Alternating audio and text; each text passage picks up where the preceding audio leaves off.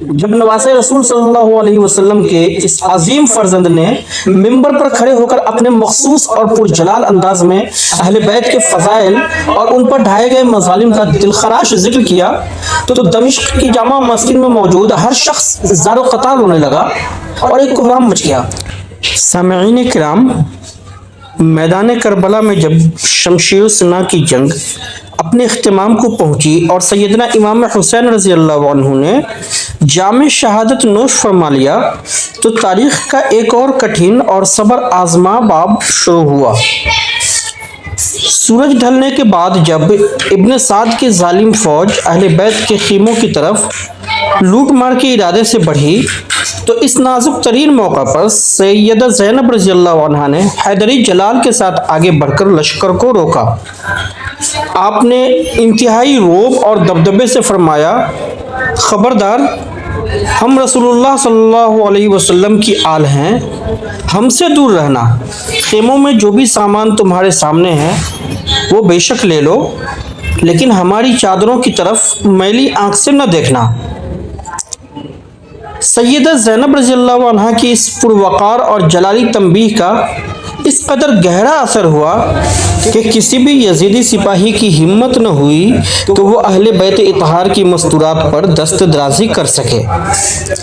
जालिमों ने खेमों का सामान तो लूट लिया, मगर उन पाकीज़ा हस्तियों के ख़ानदानी वक़ार पर कोई आँच न आ सकी। इस अफरा तफरी और लूट मार के दौरान एक यजीदी सिपाही की नज़र खेमे में मौजूद शदीद बीमार और निढाल सैयदना इमाम ज़ैनुल आबिदीन रज़ी अल्लाह अन्हु पर पड़ी। उस शकीयुल क़ल्ब इंसान ने जालिमाना मशवरा दिया कि उन्हें भी शहीद कर दिया जाए। ये सुनते ही सैयदा ज़ैनब रज़ी अल्लाह अन्हा एक मजबूत ढाल बनकर अपने भतीजे के सामने खड़ी हो गई और ललकार कर फरमाया, ये आले रसूल सल्लल्लाहु अलैहि वसल्लम में बच जाने वाला आखिरी मर्द है, तुम उन तक हरगिज़ नहीं पहुंच सकते। इस बेमिसाल इस्तिकामत को देखकर लश्कर वालों ने बाहमी मशवरा किया और एक शख्स ने कहा, उन्हें छोड़ दो, हम उन्हें इब्न ज़ियाद के पास ले जा रहे हैं, अब उनका फैसला उसी पर छोड़ते हैं। इस तरह सैयदा ज़ैनब रज़ी अल्लाह अन्हा की जुर्रत और अल्लाह की कुदरत कामला ने इस मुक़द्दस अमानत को बचा लिया ताकि ज़ालिमों की तमाम तर कोशिशों के बावजूद सादात का ये मुक़द्दस सिलसिला क़यामत तक के लिए महफूज हो जाए। करबला के इस खुनचका अलमिये के बाद एक और दिलखराश मरहला शुहदा की तदफीन का था।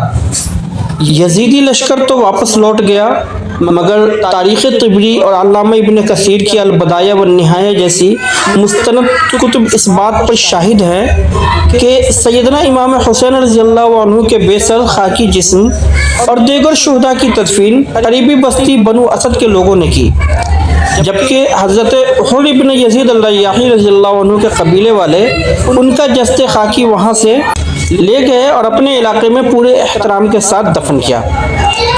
सामईन इकराम, यहाँ तारीख़ के एक ऐसे सुनहरे और नाकाबिले तरदीद पहलू को बयान करना बेहद ज़रूरी है जिसे अक्सर भुला दिया जाता है। जब हम करबला में शहीद होने वाले हाशमी नौजवानों के नाम देखते हैं तो उनमें सिर्फ हसन और हुसैन के नाम शामिल नहीं थे, बल्कि उन शुहदा में अबू बकर, उमर और उस्मान नाम के हाशमी शहजादे भी थे।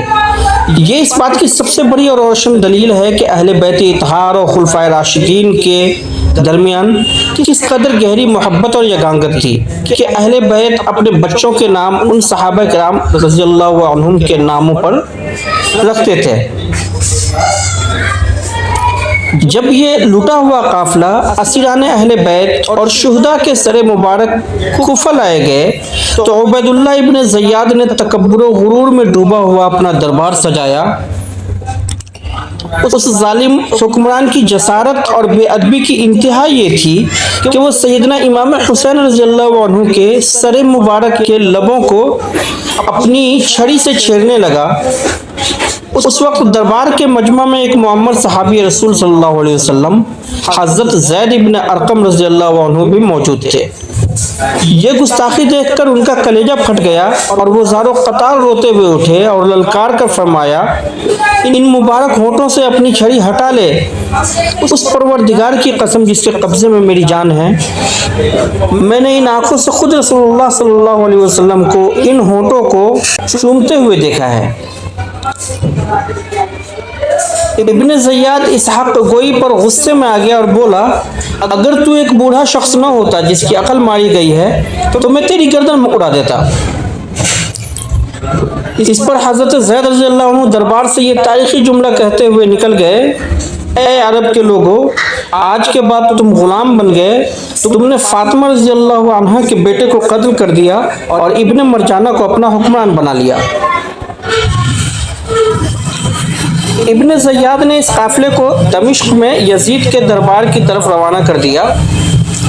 جب یہ قافلہ دمشق پہنچا اور یزید کو تمام تر حالات کا علم ہوا تو اس نے دربار میں ابن زیاد کے ظالمانہ اقدام پر بظاہر شدید ناراضی کا اظہار کیا۔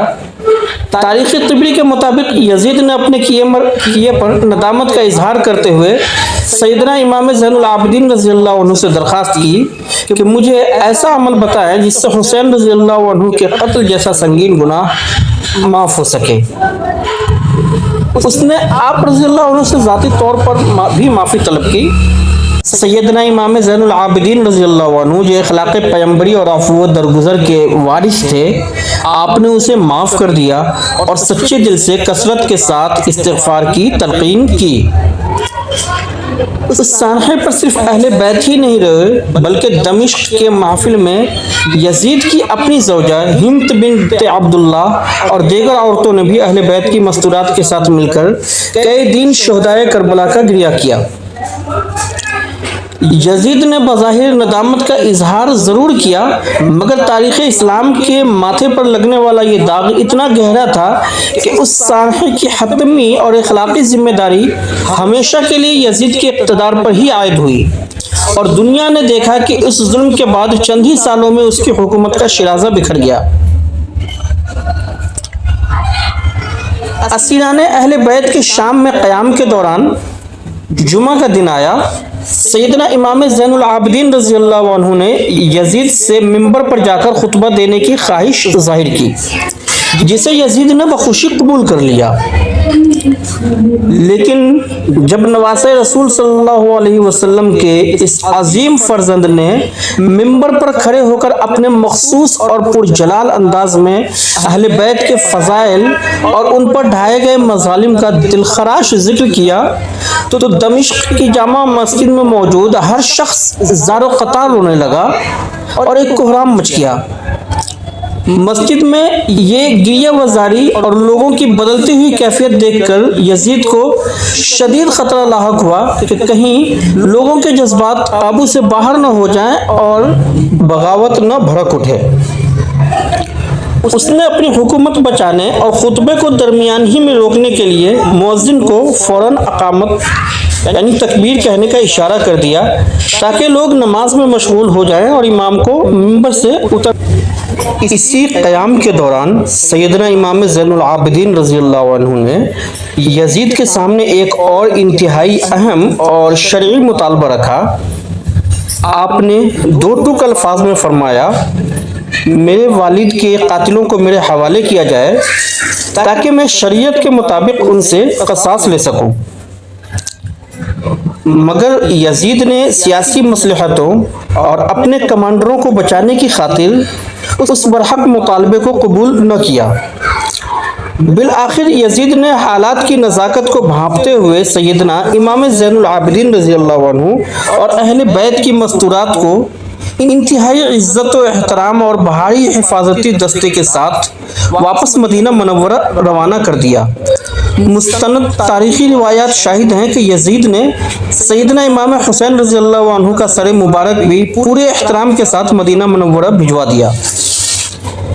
جب یہ قافلہ شہر نبی صلی اللہ علیہ وسلم پہنچا تو وہاں ایک قیامت صغریٰ بپا ہو گئی اور پھر سیدنا امام حسین رضی اللہ عنہ کا یہ مقدس سر مدینہ منورہ کے تاریخی قبرستان جنت البقیع میں آپ کی والدہ ماجدہ سیدہ فاطمہ الزہرا رضی اللہ عنہا کی قبر اطہر کے بالکل قریب سپرد خاک کر دیا گیا۔ مدینہ واپسی کے بعد سیدنا امام زین العابدین رضی اللہ عنہ نے باقی ساری زندگی پرامن علمی اور روحانی رہنمائی میں گزاری۔